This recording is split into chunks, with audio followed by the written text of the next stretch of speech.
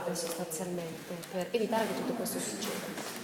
Intanto abbiamo lanciato un appello al governo perché deve dichiarare se la legge che è stata fatta dalla Regione Veneto è costituzionale oppure no, e lo farà obbligatoriamente entro questa settimana. Io mi auguro che vengano accolte le nostre tesi, perché le abbiamo in qualche modo presentate nel corso degli ultimi giorni.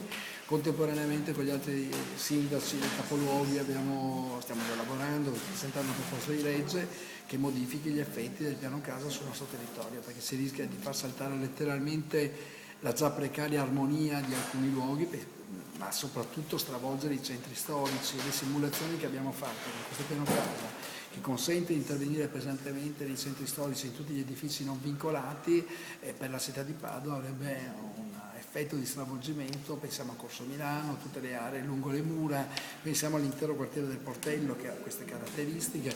Insomma, modificherebbe l'impatto visivo della città e potrebbero raddoppiare le cubature. Stiamo parlando di una cosa che è inimmaginabile. Questi sono i veri effetti dal punto di vista della cementificazione non governata, non controllata. E io penso che noi dobbiamo essere molto attenti ovviamente alle difficoltà del settore edile, perché significa occupazione, ma è un settore che ha bisogno di trovare anche una nuova dimensione. E penso soprattutto ai processi, chiamiamoli così, di rigenerazione urbana, quindi la trasformazione degli edifici, ma deve essere governato dentro un disegno in cui la città, la sua armonia possa essere tutelata e soprattutto la sua bellezza. Diversamente noi ci ritroveremo con delle richieste a cui il Comune non può dire nient'altro che prendere atto che qualcuno vuole fare.